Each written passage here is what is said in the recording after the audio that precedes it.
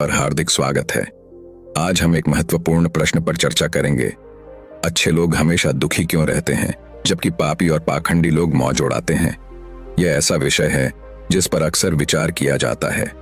इसमें कोई संदेह नहीं कि ऐसा होता है, लेकिन इसके पीछे कुछ गहरे कारण छिपे हैं। आज हम इन्हीं कारणों को एक धार्मिक कहानी के माध्यम से समझने का प्रयास करेंगे। प्रिय दर्शकों, आज की कहानी बेहद ज्ञानवर्धक और प्रेरणादायक है, इसलिए आपसे निवेदन है कि अपना कुछ समय निकालकर इसे अंत तक ध्यानपूर्वक सुनें। पूरी कहानी सुनने से आपको जीवन के महत्वपूर्ण सबक मिलेंगे जो आपके भविष्य को बेहतर बना सकते हैं। तो चलिए, बिना समय गंवाए इस अद्भुत कहानी की शुरुआत करते हैं। मित्रों, प्राचीन समय की बात है। एक नगर में एक विधवा स्त्री अपनी 3 छोटी बेटियों के साथ रहती थी। युवावस्था में ही उसके पति का किसी बीमारी के कारण देहांत हो गया और अपने परिवार की सारी जिम्मेदारी उसी के कंधों पर आ गई।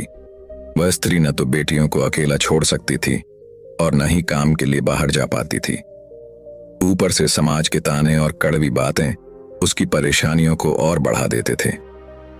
वह लाचार मां दिन रात अपने पति को याद करती और किसी तरह अपनी बच्चियों का पालन पोषण करती रही। लेकिन समय के साथ उसकी चिंता बढ़ती गई। इन बच्चियों का भविष्य क्या होगा? जब मैं ही नहीं रहूंगी तो इन्हें कौन संभालेगा?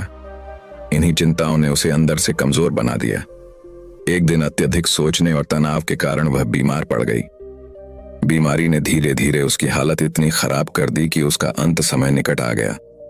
तभी यमराज का एक दूत उसके प्राण लेने पृथ्वी पर पहुंचा। यमदूत ने देखा कि वह स्त्री गंभीर बीमार अवस्था में जमीन पर लेटी पड़ी है और उसकी 3 मासूम बेटियां रोते हुए अपनी मां के पास बैठी हैं। यह दृश्य देखकर यमदूत का मन करुणा से भर गया। उसे उन बच्चियों की मासूमियत और बेबसी देखी नहीं गई। वह सोचने लगा, यदि मैं इस स्त्री के प्राण ले गया तो इन बच्चियों का क्या होगा? कौन इन्हें पाल पोस कर बड़ा करेगा? कुछ देर तक यमदूत गहरी सोच में पड़ा रहा। अंत में उसने तय किया कि वह उस विधवा के प्राण लिए बिना ही यमलोक लौट जाएगा। यमलोक में धर्मराज ने यमदूत को खाली हाथ देखकर हैरानी से पूछा, तुम उस स्त्री के प्राण लेने गए थे, फिर खाली हाथ क्यों लौट आए? यमदूत ने सिर झुकाकर कहा, हे मृत्यु लोक के देवता धर्मराज, मुझे क्षमा करें।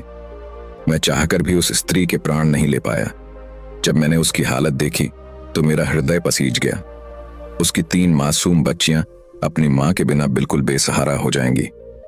मैंने देखा कि वे बच्चियां अपनी मां के शरीर से लिपट कर रो रही थीं। अगर मैं उसके प्राण लेकर आता तो उन बच्चियों का भविष्य अंधकार में हो जाता। इस स्वार्थी संसार में कोई उनकी देखभाल करने वाला नहीं है। यमदूत ने आगे कहा, हे यमराज, मेरी आपसे विनती है कि उस स्त्री को कुछ समय के लिए जीवन दान दें, ताकि वह अपनी बच्चियों को पाल पोस कर बड़ा कर सके। चित्रगुप्त की सभा में यमराज ने कहा, हे दूत, संसार के हर जीव का जीवन और मृत्यु हमारे नियमों के अनुसार तय होती है। न कोई किसी की आयु घटा सकता है, न बढ़ा सकता है। तुमने विधवा स्त्री के प्राण नहीं लिए। यह सृष्टि के नियमों का स्पष्ट उल्लंघन है। हर मनुष्य के भाग्य में जो लिखा होता है वही होता है। तुमने सृष्टि के संतुलन को भंग करने का प्रयास किया है और इसके लिए तुम्हें दंड भुगतना ही होगा। यमदूत ने सिर झुकाकर कहा, हे धर्मराज, मुझसे जो भूल हुई है उसके लिए मैं क्षमा चाहता हूं, किंतु मैं यह जानना चाहता हूं कि मुझे इसका दंड कैसे भोगना होगा और मेरा उद्धार कब होगा। यमराज ने गंभीर स्वर में कहा, तुम्हें पृथ्वी लोक पर मनुष्य के रूप में जन्म लेना होगा। वहां तुम्हें अपने अपराध का प्रायश्चित करना होगा। जब तुम धरती पर 3 बार अपनी मूर्खता पर खिलखिलाकर हंस लोगे, तभी तुम्हारा उद्धार संभव होगा। अब जाओ और अपने कर्म का फल भोगो। इतना कहकर यमराज ने उस दूत को पृथ्वी पर भेज दिया। वह यमदूत एक नग्न अवस्था में एक सड़क के किनारे ठंड से कांपता हुआ पड़ा था। सृष्टि का नियम था कि जब कोई मनुष्य जन्म लेता है तो वह नग्न ही होता है। उसी समय रामू नाम का एक गरीब मोची उस रास्ते से गुजर रहा था। वह अपने बच्चों के लिए कपड़े खरीदने निकला था। ठंड में नग्न पड़े उस व्यक्ति को देखकर रामू का दिल पसीज गया। उसने अपने बच्चों के लिए कपड़े खरीदने का विचार त्याग दिया और अपनी सारी बचत से उस व्यक्ति के लिए कपड़े और कंबल खरीद लाया। रामू मोची ने उस यमदूत से कहा, भाई, ठंड में इस हालत में पड़े हो, ये कपड़े और कंबल लो, इसे पहन लो, इससे तुम्हारी ठंड कुछ कम होगी। यमदूत ने आभार व्यक्त करते हुए कहा, तुमने मेरे लिए जो किया है वह बहुत बड़ा उपकार है, लेकिन मेरा ना तो कोई परिवार है, न घर, और ना ही भोजन का कोई साधन। मैं अब कहाँ जाऊं? रामू मोची ने सहानुभूति भरे स्वर में कहा, अगर तुम्हारा कोई सहारा नहीं है तो तुम मेरे साथ चलो। मैं तुम्हें अपने घर पर भोजन दूंगा और काम भी खोजने में मदद करूंगा। रामू उस यमदूत को अपने घर ले गया। घर पहुंचने पर रामू की पत्नी ने उसे देखा और चौंक गई।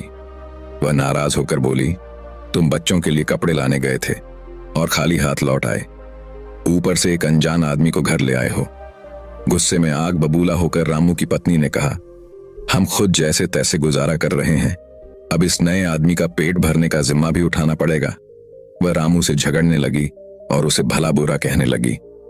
यह देखकर यमराज जोर जोर से ठाके लगाने लगे। यमराज को इस तरह हंसते देख रामू मोची हैरान रह गया। उसने उनसे पूछा, भाई, आखिर ऐसी कौन सी बात है जो आपको इतना हंसी आ रही है? इस पर यमराज मुस्कुराकर बोले, अरे भाई, मेरी हंसी का कारण मैं अभी नहीं बता सकता, सही समय पर सब कुछ स्पष्ट हो जाएगा। इसके बाद यमराज रामू के घर में रहने लगे। उन्होंने मोची का काम सीख लिया और धीरे धीरे जूते बनाना शुरू कर दिया। यमराज ने इतने सुंदर जूते बनाने शुरू किए कि उनकी कारीगरी की चर्चा पूरे गांव नगर में फैल गई। अब रामू के बनाए जूते और चप्पल दूर दूर तक मशहूर हो गए। राज्य भर के लोग उसके जूते खरीदने आने लगे। उसकी आमदनी इतनी बढ़ गई कि अब वह पहले से कहीं ज्यादा अमीर हो गया था। यहां तक कि बड़े बड़े राजा और महाराजा भी रामू के पास अपने लिए जूते बनवाने आने लगे। जब से यमराज उसके घर में आए थे, रामू की जिंदगी बदल गई थी। उसका घर धन धान्य से भर गया था। एक दिन अचानक राजा का एक सिपाही रामू के पास आया और बहुत कीमती चमड़ा देते हुए बोला, रामू भाई, महाराज ने आदेश दिया है कि इसी चमड़े से एक जोड़ी जूते तैयार करो।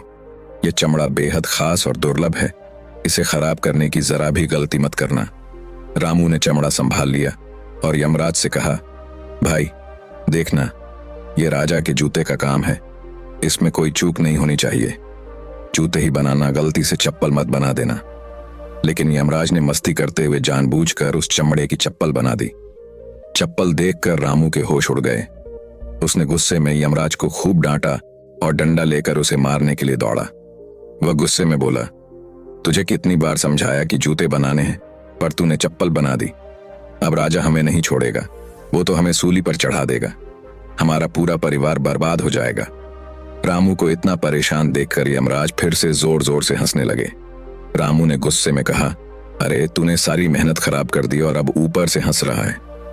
यमराज ने इशारा करते हुए कहा, देख, राजा का सिपाही आ रहा है, उसके आने के बाद सब समझ में आ जाएगा। सिपाही को पास आते देख रामू की हालत और खराब हो गई। उसके हाथ पैर कांपने लगे। उसे लगा कि अब सब खत्म हो गया। सिपाही ने पास आकर कहा, रामू, जो चमड़ा मैं कल तुम्हें दे गया था, उससे जूते मत बनाना, चप्पल बना देना।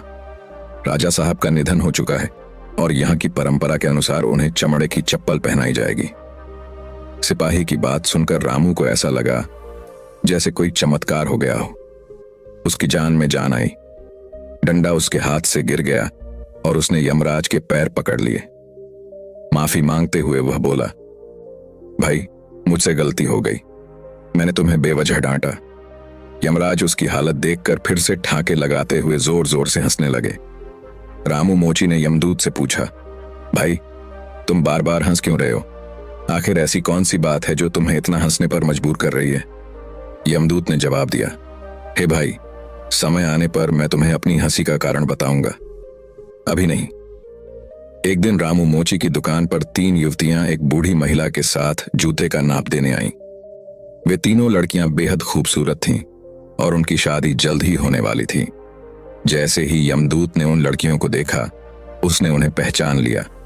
ये वही लड़कियां थीं जिनकी मां के प्राण उसने बरसों पहले नहीं लिए थे और इसी कारण उसे यमराज के कोप का शिकार होना पड़ा था। अब वे लड़कियां जवान और समृद्ध लग रही थीं। यमदूत ने उस वृद्धा से पूछा, हे माता जी, ये तीनों लड़कियां कौन हैं? बूढ़ी औरत ने कहा, इनकी मां का देहांत इनके बचपन में ही हो गया था। उनके जाने के बाद मैंने इन्हें पाला। मेरे पास धन दौलत की कोई कमी नहीं थी, लेकिन मेरा कोई अपना नहीं था, इसलिए मैंने इन्हें अपने बच्चों की तरह संभाला। आज मैं इनकी शादी ऐसे घरों में कराने जा रही हूं जहां इन्हें सभी सुख मिलेंगे। ये सुनकर यमदूत सोचने लगा, अगर उस समय इनकी मां के प्राण ले लिए होते तो ये बच्चियां गरीबी और भूखमरी का शिकार हो जाती, मगर उनके जाने के बाद ही इनका जीवन बदल गया। इस विचार के साथ वह जोर से हंसने लगा। यह तीसरी बार था जब यमदूत हंसा। यमदूत की हंसी देखकर रामू मोची चकित रह गया। उसने पूछा, आप क्यों हंस रहे हो भाई? कृपया अपनी हंसी का कारण बताओ। तब यमदूत ने गंभीरता से कहा, भाई, अब मैं तुम्हें सब कुछ बताता हूं। सुनो, मैं कोई साधारण इंसान नहीं, बल्कि यमराज का एक दूत हूं। जब ये 3 लड़कियां छोटी थीं, उनकी मां के प्राण लेने का आदेश था, मगर मैं उन बच्चियों पर दया करके उनके प्राण नहीं ले सका। मेरी इस गलती के लिए यमराज ने मुझे श्राप देकर धरती पर भेज दिया। तुम्हारी दया से मुझे यहां शरण मिली। फिर उसने आगे बताया, पहली बार मैं तब हंसा था जब तुम्हारी पत्नी ने तुम्हें डांटा था। उसने अपने बच्चों के कपड़े खरीदने के पैसे मेरे लिए खर्च करने पर नाराजगी जताई थी, लेकिन वह यह नहीं देख पा रही थी कि मेरे आने से तुम्हारे जीवन में कितना बड़ा बदलाव आने वाला था। दूसरी बार मैं तब हंसा था जब तुम मुझ पर चिल्ला रहे थे कि राजा के लिए जूतों की जगह चप्पल क्यों बना दी। तुम्हें यह समझ नहीं आया कि राजा के प्राण अब इस संसार में नहीं रहे और उस चप्पल की ही आवश्यकता थी। अब तीसरी बार हंसने का कारण ये 3 लड़कियां हैं। इनके जीवन को देखकर मुझे यह समझ आया कि ईश्वर जो भी करता है उसमें कोई ना कोई भलाई होती है। भले ही वह शुरुआत में बुरा लगे, परंतु अंततः उसमें हमारी भलाई ही होती है। चित्रगुप्त ने आगे कहा, ईश्वर की लीला को समझ पाना आसान नहीं। जो कुछ भी हमारे जीवन में होता है उसमें अच्छाई और बुराई दोनों के बीच छिपे होते हैं। अच्छे लोगों के साथ बुरा इसलिए होता है कि उनके लिए कुछ अच्छा आने वाला होता है, और जब मनुष्य ईश्वर की शरण में जाता है तो उसकी सभी परेशानियां खत्म हो जाती हैं। इसी भक्ति से मोक्ष का मार्ग खुलता है और यही मौका बार बार अच्छे लोगों को मिलता है। मित्रों, इस कहानी का मूल संदेश ये है कि ईश्वर की योजनाएं हमेशा हमारे भले के लिए होती हैं, भले ही वे पहली नजर में हमें विपरीत और अनुचित लगें। यमदूत के दृष्टिकोण से प्रस्तुत यह कथा हमें सिखाती है कि जीवन में हर घटना, चाहे वह सुखद हो या दुखद, गहराई में जाकर देखने पर किसी न किसी अच्छे उद्देश्य की ओर इशारा करती है। हमारे जीवन में हर घटना, चाहे वह बुरी हो या अच्छी, ईश्वर की योजना का हिस्सा होती है। हमें जीवन के उतार चढ़ाव को स्वीकार करते हुए धैर्य और विश्वास के साथ आगे बढ़ना चाहिए। अच्छे कर्म, करुणा और ईश्वर पर विश्वास हमें न केवल जीवन की कठिनाइयों से पार ले जाते हैं, बल्कि हमें आंतरिक शांति और मोक्ष की ओर भी ले जाते हैं। ईश्वर की भक्ति और उनके कर्मों पर भरोसा ही मानव जीवन का सच्चा पथ है। दोस्तों, अगर आपको यह कहानी पसंद आई है तो वीडियो को लाइक, शेयर करके दिव्य शिव ज्ञान चैनल को जरूर सब्सक्राइब करें। मिलते हैं नेक्स्ट वीडियो में एक और नई कहानी के साथ। धन्यवाद।